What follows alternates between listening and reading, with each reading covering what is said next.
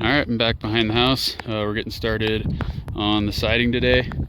I've got some of this reclaimed rusted corrugated that we're going to put along the back here. But before we do that, we're going to have a drip edge along the bottom.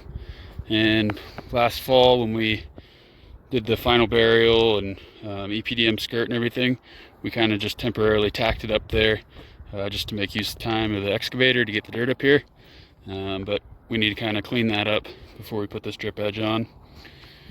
You can see there is a slight gap between this is the ICF, and then this is the 4 inches of foam thermal wrap.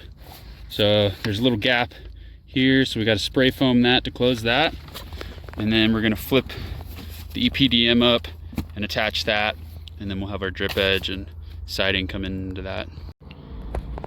So yeah, first up, unfortunately the top 2 inches of the ICF, they don't have any plastic to secure to. That was the original plan, was to have the EPDM secured right at the top of that, just with some strips of pressure treated ply.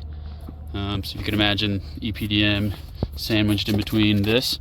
But we're gonna have to bring this up. We're gonna have to bring it up and sandwich it on the wood. So the EPDM will come up to there, then we'll have a drip edge coming over this, and then the siding onto that. So there it is, we got that gap filled with spray foam, so that'll expand, and then we'll flip this EPDM up and get that attached to the wall. So there it is, I added that pressure treated plywood to sort of just sandwich the EPDM to the wall, and this is just above the ICF. So the top of the ICF is the bottom of this ply. So that'll be a good little skirt. So once we get this done all the way around with the spray foam and then sandwiching that EPDM, we're going to come back with some drip edge, and then we'll get the Tyvek over and get the metal on there.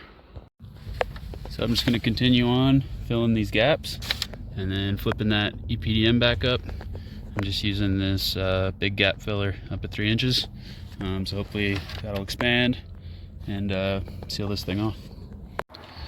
Alright, so yesterday we got all the pressure treated plywood you see under there holding up the EPDM. And then we got this 2x2 drip edge or Z metal that we tacked on after. So that our siding is going to come to that, and then we'll fill the berm up with dirt and rock to get it to that level. But that's going all the way around. We're going to flip this Tyvek down and cut it at the that drip edge. Alright, so we're just getting started on the siding. We've got the first few pieces up. We're just using that reclaimed rusted corrugated, cutting it to length, and then sort of overlapping it. For these corners here, we just bent one piece around so there's no corner piece, and then just running it to that drip edge. Not sure if I filmed it, but we also put drip edge up here for the fascia.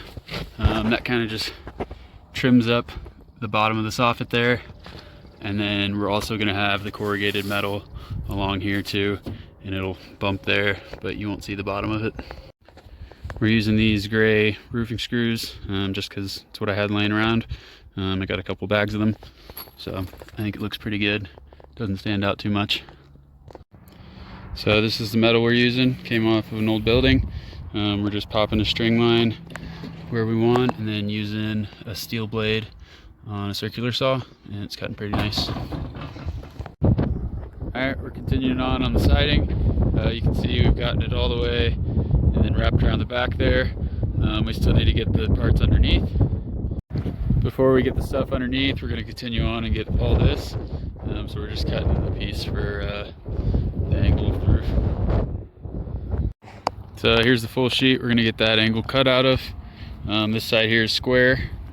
So I just pulled the short point measurement at the end there, made a mark, and then you can kind of see where the old sheet landed. From here to that end is 2 feet. The pitch of the roof is a 112, so That's 1 inch for every foot. So that's 2 inches. So we added 2 inches, and that's how we made our angle there. All right, so I'm just using this steel blade, metal blade, on just a normal circ saw. This one does have the laser, so you can see where you're cutting. It helps line up the string line over the corrugation.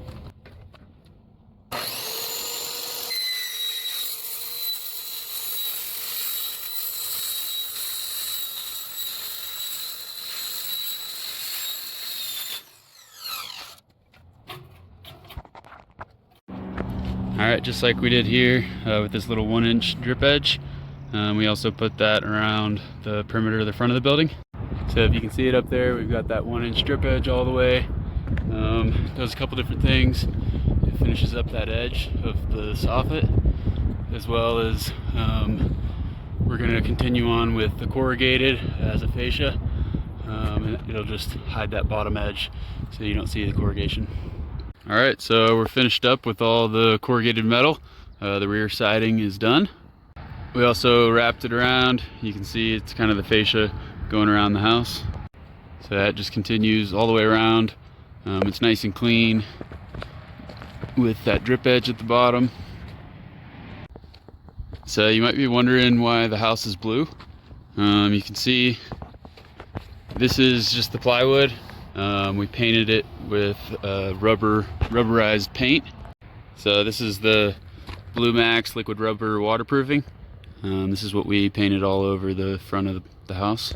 So not only did we cover the plywood, we also used this little liquid flashing stuff to seal up all the cracks.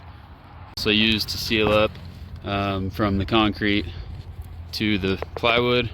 The reason for this is this section of the house is probably going to get stuccoed, and stucco water can get trapped behind it, and we didn't want it rotting out the wood, so didn't want to use Tyvek, so we just ended up painting that on and getting it completely watertight.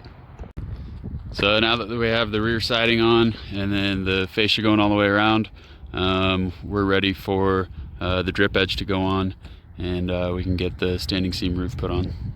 Here's just another view of the rusted corrugated going all the way around. Again, this is just going to be on the back of the building. The whole front of the building will be stuccoed. So yeah, this whole front side is going to be blue for a little bit. Not sure when the stucco is going to happen. I'm trying to decide if I should build a little roof off over the doors or not before doing the stucco. We'll see about that.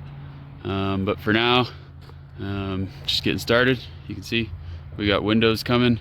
That's all the glass for right here, so that'll be the next video.